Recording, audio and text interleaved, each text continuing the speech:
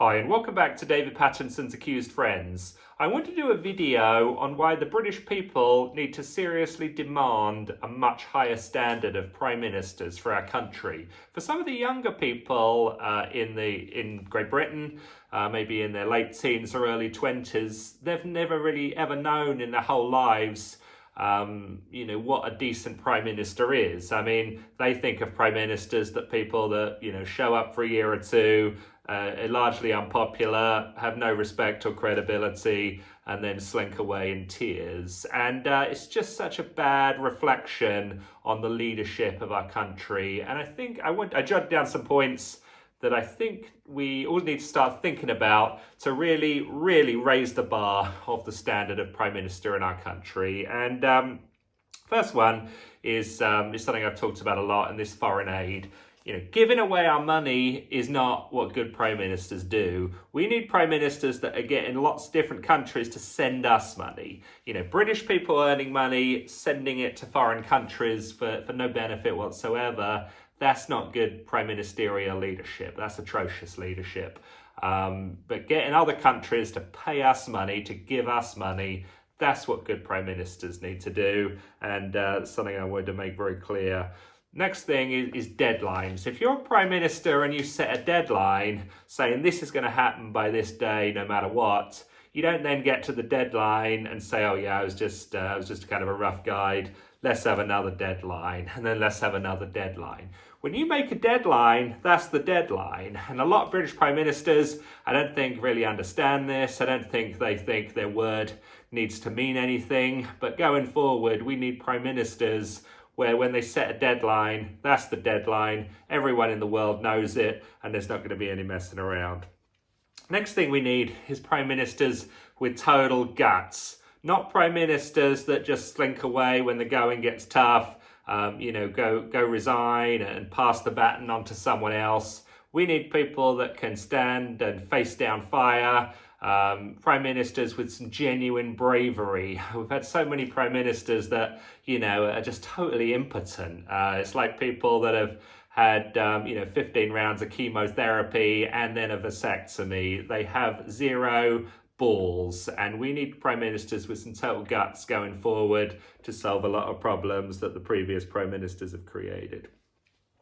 Next thing we need out of a Prime Minister is to stop taking the side of government against the people. If there's a vote and it's, the government support one position, the people support another thing, it'd be nice if the Prime Minister came out on support of the people instead of constantly supporting the government against the people. I think that's pretty much universally expected that out of any issue, big government has one agenda, British people have another agenda, and the Prime Minister is always going to be siding with the government. I think that needs to totally stop with Prime Ministers going forward. Next point I want to mention is that if all other useless Prime Ministers are in favour of something, you need to be against it if you're a good Prime Minister, and that should be a matter of course. We've had so many poor Prime Ministers, so if they all get together, line up, say, yeah, this is something we need for Britain or we don't need for Britain, a good, proper Prime Minister is going to be on the opposite end of that issue, just as a matter of course. You can't have useless Prime Ministers lining up, to support something and say, oh yeah, this must be great for Britain. It's most likely to be terrible for Britain. Next thing we need from a proper Prime Minister is a no apology policy. I implemented this a couple of years ago with my friends and family, and people said, David, you're such a tough guy, you never apologize to anyone. And I just tell them, I said, I got the no apology policy. And it's amazing how much respect people give you when you have a no apology policy. And we've had so many Prime Ministers that, they wake up in the morning, they get out of bed, and they're just looking for people to apologize to. They're apologizing to their own shadow, and people don't respect that. People respect people that stand on principle and have guts and that don't apologize and that move forward.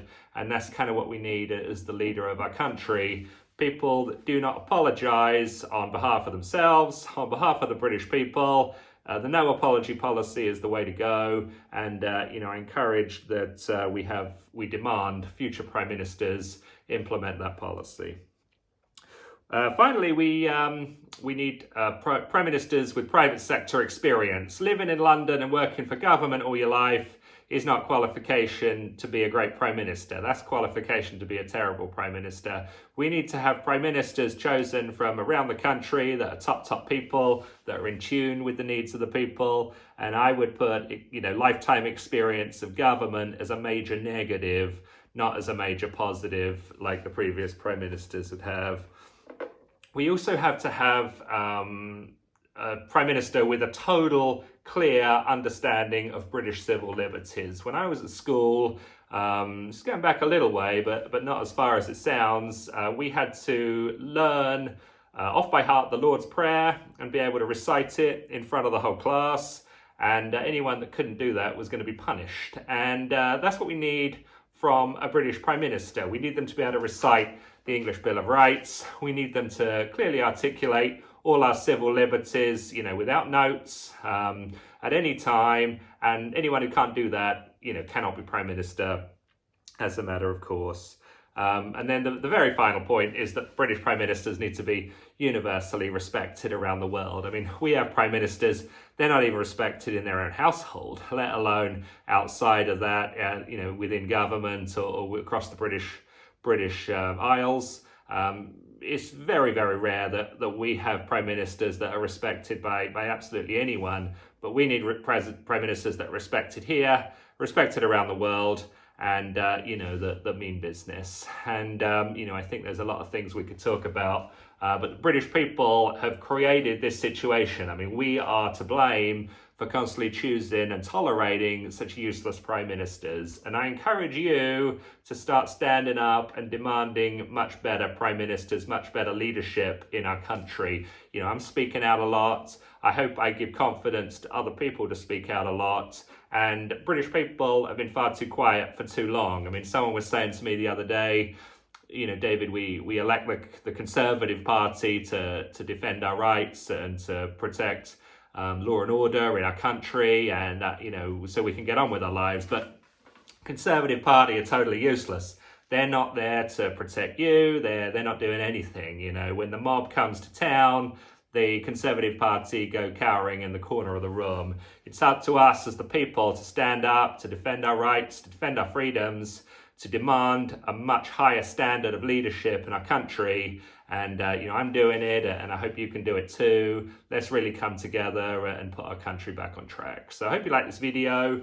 Please subscribe to the channel. I really appreciate that. It makes a difference. And we'll keep these videos coming. Thanks a lot.